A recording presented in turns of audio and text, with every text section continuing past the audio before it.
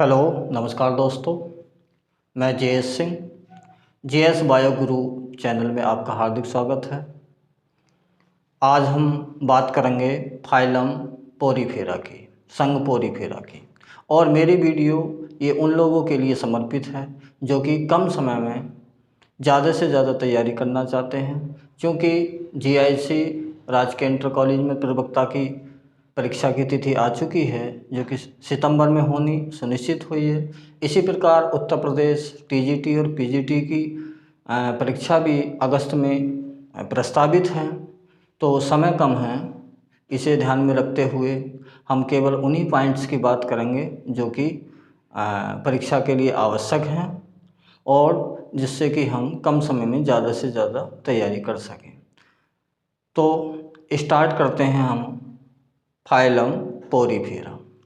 तो phylum Porifera जो है वो नॉन कॉर्डेट्स का सेकंड फाइलम है, द्वितीय संघ है। पहला जो फाइलम है वो प्रोटोजोआ है और दूसरा जो फाइलम है वो पोरीफेरा है, नॉन कॉर्डेट्स का या इनवर्टिब्रेट्स का। अब इन नॉन कॉर्डेट्स क्या होते हैं आप लोग जानते ही हो। जिनमें नोटोकॉर्ड प्रेजेंट होती है वो कॉर्डेट्स होते हैं, और जिनमें नोटोकॉर्ड अब्सेंट होती है वो नॉन कॉर्डेट्स होते हैं। नोटोकॉर्ड क्या होती है आप जानते हैं, ब्रेन में पाई जाती है नोटोकॉर्ड। जो रोड लाइक एक छन्नुमा स्ट्रक्चर होती है वो नोटोकॉर्ड होती है। तो यहाँ अब्सेंट है वो, इसलिए इसे बोलेंगे हम नॉन कॉर्डेट्स। और नॉन कॉर्डेट्स का जो पहला फाइलम है वो प्रोटोजोआ और सेकंड फाइलम जो है वो है पोरीफेरा। तो बात कर लेते हैं पोरीफेरा की। तो पोरीफेरा में जो भी एनिमल्स आते हैं वो लोअर कैटेगरी के होते हैं, वो निम्न श्रेणी के होते हैं। सबसे पहले जो पोरीफेरा एनिमल्स को देखा वो अरिस्टोटल ने देखा, अरस्तु ने देखा और पोरी स्पंज नाम दिया उन्हें। इसके बाद भी समय समय पर डिफरेंट साइंटिस्टों ने पोरीफेरा के अंतर्गत आने वाले जो एनिमल्स हैं उन्हें कुछ ने प्लांट के साथ रखा, पौधों के साथ रखा, कुछ ने जंतुओं के साथ रखा। एक साइंटिस्ट थे एलिस, एलिस ने बताया कि ये जंतु हैं क्योंकि ये वाटर करंट को, जल की धारा को बॉडी के अंदर खींचते हैं और बाहर निकालते हैं। तो उन्होंने जंतु के साथ रखा, एनिमल के साथ रखा।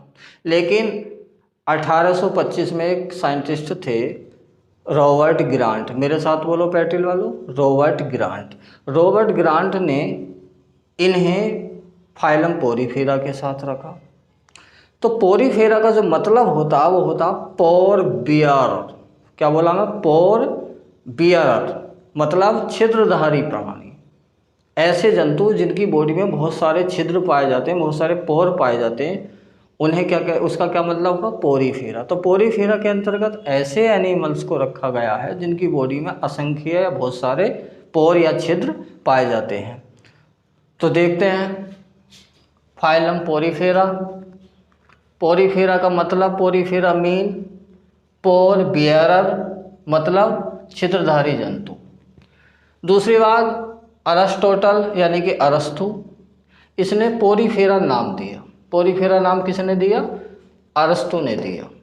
और एक साइंटिस्ट था एलिस, एलिस ने एनिमल्स के साथ इन्हें रखा, पोरीफेरा के अंतर्गत जो भी एनिमल्स आते हैं। कुछ ने प्लांट के साथ रखा।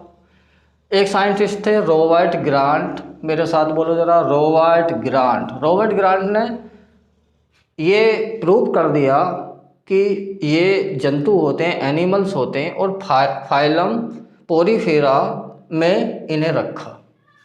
स्पीशीज की बात कर लेते हैं, कितनी जाति होती हैं। पोरीफेरा फाइलम के अंतर्गत 10,000 प्रकार के पोरीफेरम एनिमल्स आते हैं, यानी 10,000 जाति की संख्या है। अब इसके कैरेक्टर्स की बात कर लेते हैं, लक्षण की बात कर लेते हैं। ये फिक्स्ड होते हैं। क्या होते हैं? फिक्स्ड। जैसे पौधे चल नहीं सकते, एक जगह रहते हैं, वैसे ही ये भी फिक्स होते हैं। दूसरा जो कैरेक्टर है, ध्यान से देखो, cellular grade of body organization, यानी कि कोश का स्तर। इसका मतलब है कि पोरीफेरा के अंतर्गत जो भी एनिमल्स आते हैं वो लोअर कैटेगरी के होते हैं और उनमें जो शरीर का संगठन है, शरीर का जो संगठन है केवल कोश के स्तर का होता है, यानी कि उनका जो बॉडी ऑर्गेनाइजेशन होता है वो सेलुलर ग्रेड का होता है। Cellular grade of body organization उनमें पाया जाता है, यानी कि वो जटिल नहीं होते, केवल कोश के स्तर की उनकी शारीरिक संरचना होती है। और वो जो सेल्स हैं, कोशिकाएं हैं, वो फ्री होती हैं। प्रत्येक जो सेल होती है वो स्वतंत्र होती है और स्वतंत्र रूप से ही अपना कार्य करती है, वो दूसरी सेल पर डिपेंड नहीं करती। आप लोग जानते हो कि सेल मिलकर आपस में क्या बनाती हैं, ऊतक बनाती है, टिश्यू बनाती हैं। ये लिखा सेल है, बहुत सारी सेल मिली, सेल से मिलकर क्या बना, टिश्यू। टिश्यू मतलब ऊतक बना। ऊतक का मतलब आप समझ गए होंगे, जब बहुत सारी सेल्स आपस में मिल जाती हैं और एक स्पेसिफिक यानी कि एक विशेष कार्य को करने लगती हैं तो उसे कहते हैं हम टिश्यू या ऊतक। अब ऊतक मिलकर क्या बनाते हैं, ऑर्गन बनाते हैं, अंग बनाते हैं, और अंग मिलकर क्या बनाते हैं, ऑर्गन सिस्टम बनाते हैं। ऑर्गन सिस्टम आप जानते हो कितने सारे सिस्टम हमारी बॉडी में, circulatory system, nervous system, digestive system, excretory system इत्यादि। तो ये तो एक बेस जनरली बात है, लेकिन बता दिया।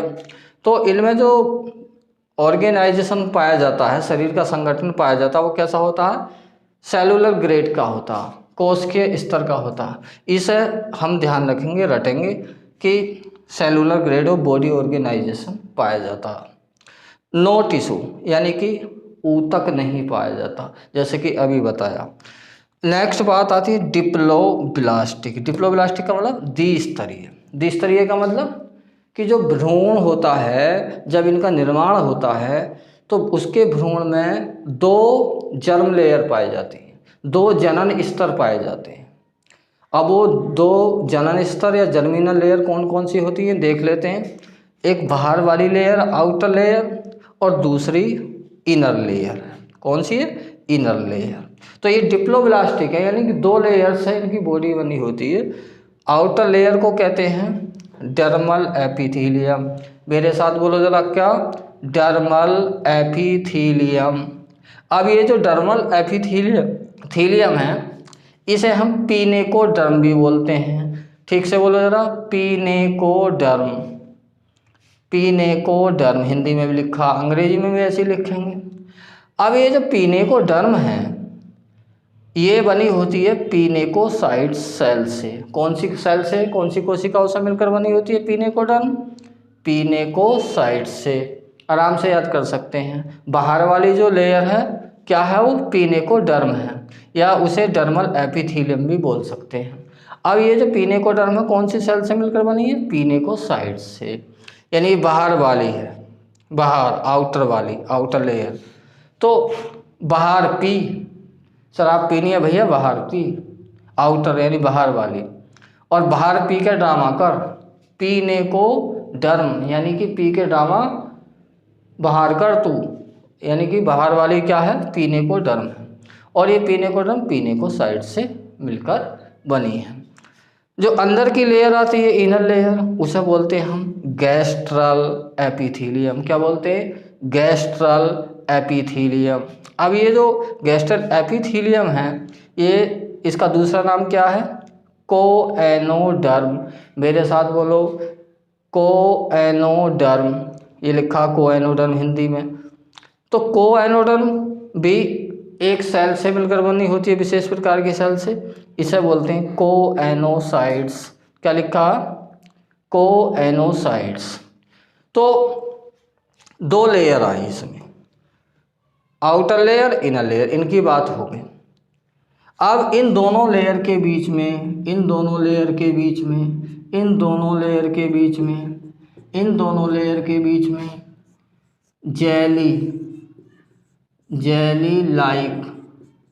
जेली लाइक फ्लूइड भरा होता है। कैसा फ्लूइड भरा होता है, जेली लाइक फ्लूइड।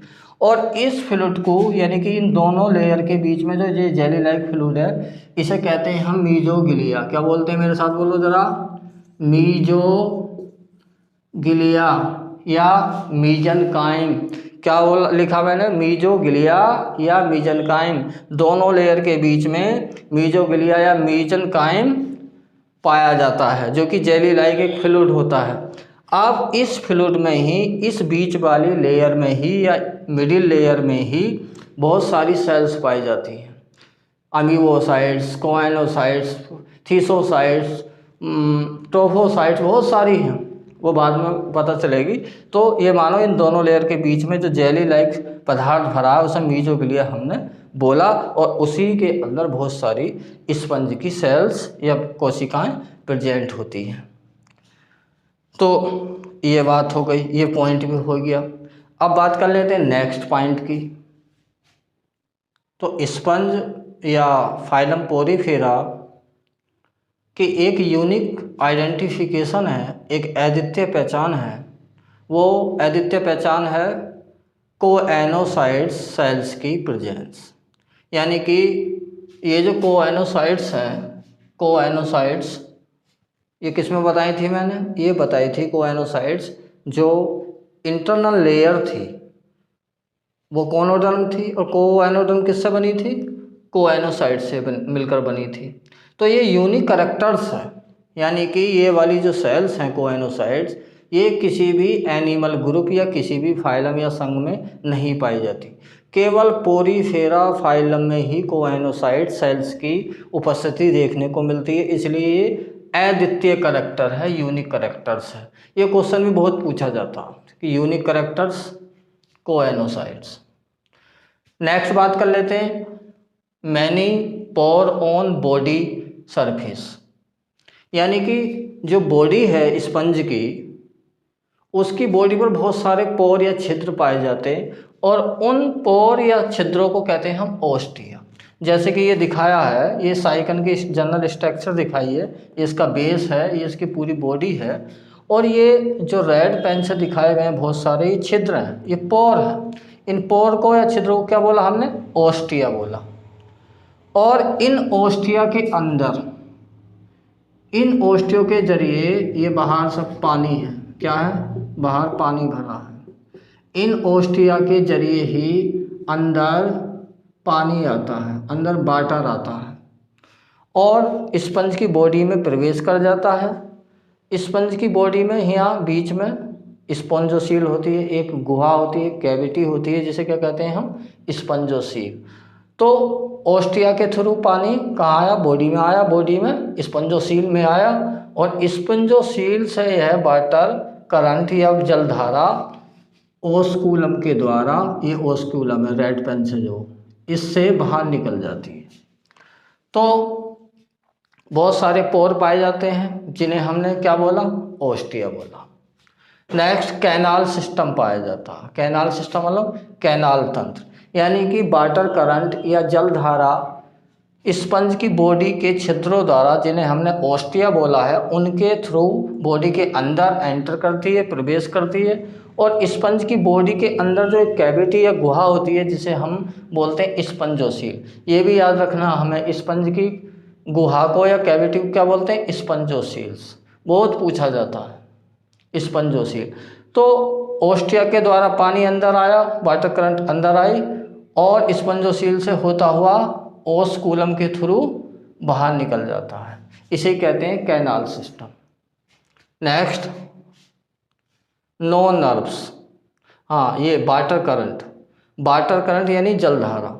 अब जो अंदर वाटर करंट आई, जलधारा आई, ये अंदर वाटर जा रहा है छिद्रों के द्वारा, ओस्टिया के द्वारा, ये अपने साथ वाटर करंट क्या क्या लाता है, तो वाटर करंट या जलधारा अपने साथ लाता है, फूड लाती है, ऑक्सीजन लाती है।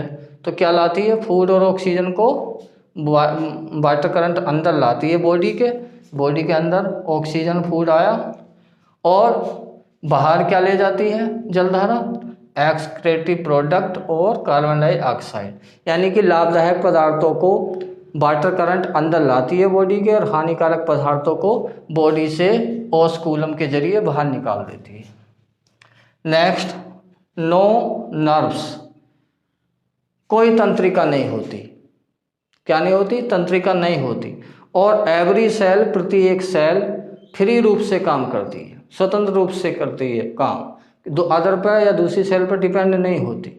और अकेली सेल वातावरण से स्टिमुलाई या संवेदना ग्रहण कर लेती है और नेक्स्ट सेल को, अगली सेल को वो संवेदना या स्टिमुलाई दे देती है। नेक्स्ट CaCO3 यानी कि कैल्शियम कार्बोनेट, सिलिका या स्पॉन्जिन फाइबर का एंडोस्केलेटन बना होता है। यानी कि स्पंज की जो बॉडी है उसका जो एंडोस्केलेटन है यानी कि अंतःकंकाल है वो किससे मिलकर बना होता है? कैल्शियम कार्बोनेट से मिलकर बना होता है, सिलिका से मिलकर बना होता है या स्पॉन्जिन फाइबर से मिलकर बना होता है। इसके लिए स्पंज की बॉडी में स्पीक्यूल्स पाई जाती हैं। मेरे साथ बोलो पैटेल वालों, क्या? स्पीक्यूल का मतलब कंटिकाएं, और वो कंटिकाएं स्पंज बॉडी का क्या बनाती हैं? अंतःकंकाल या एंडोस्केलेटन बनाती हैं।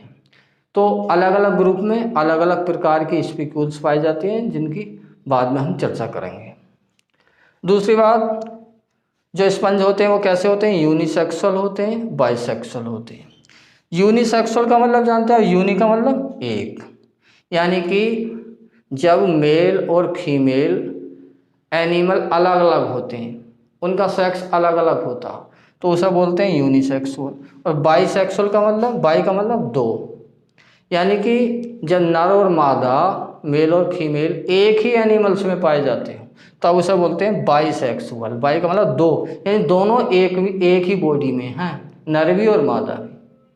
और यूनिसेक्सुअल का मतलब नर और मादा का अलग अलग होना, जैसे कि हम हैं, नर अलग मादा अलग। रिप्रोडक्शन मतलब जनन क्या होता है? आप जानते हो रिप्रोडक्शन का मतलब। तो स्पंजों में 2 टाइप्स का रिप्रोडक्शन पाया जाता है, एसेक्सुअल और सेक्सुअल, यानी कि अलैंगिक और सेक्सुअल मतलब लैंगिक, दोनों प्रकार का रिप्रोडक्शन पाया जाता है। और जो एसेक्सुअल रिप्रोडक्शन होता है स्पंज में वो होता है बडिंग के थ्रू। किसके द्वारा होता है? बडिंग, यानी कि कलिका। लिख देता हूँ मैं, किसके द्वारा होता है?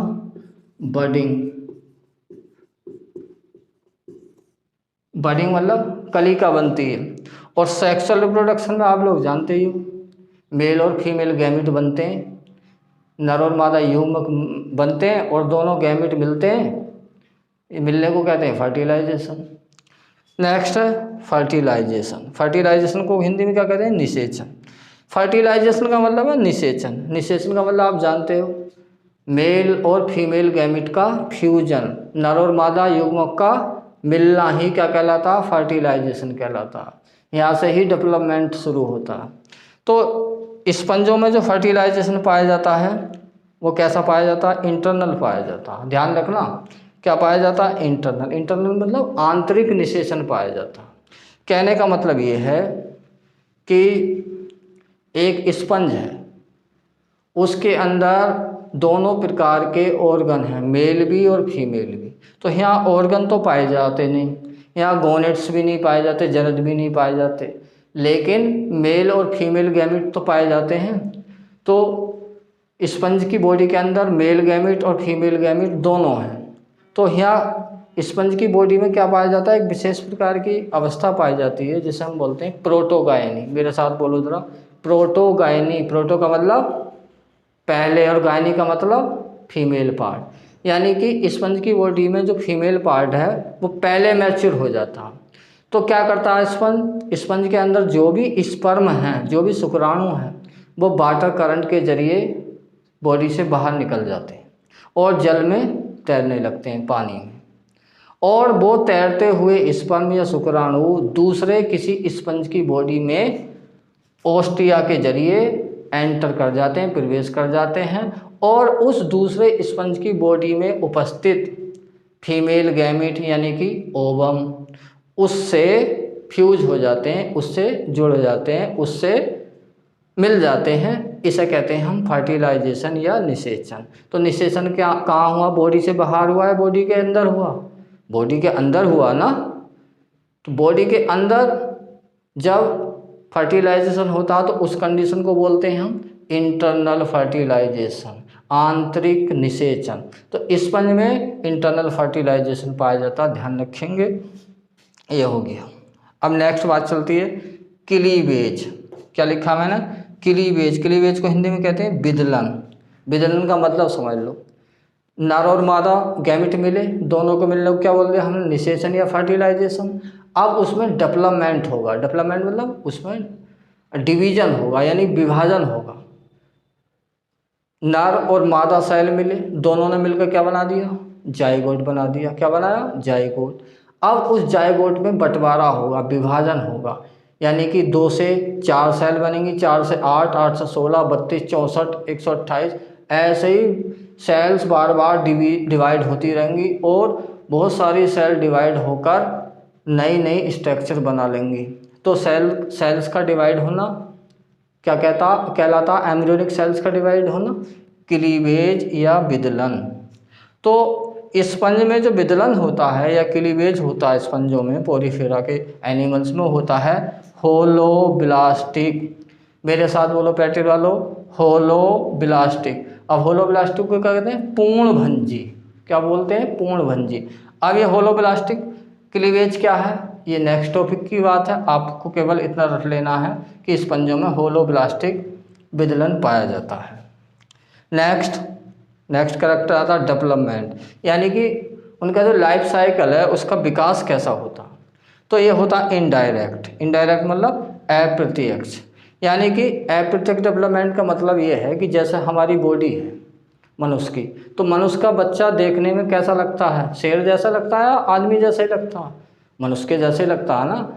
तो ये तो हो गया डायरेक्ट या प्रत्यक्ष डेवलपमेंट। लेकिन कुछ एनिमल्स में क्या होता है कि जो न्यू बोर्न एम्ब्रियो या बेबी होता है या एम्ब्रियो मान लो, वो उसके जैसा नहीं दिखता, पहचान ही नहीं कर सकते ये किसका एम्ब्रियो हो।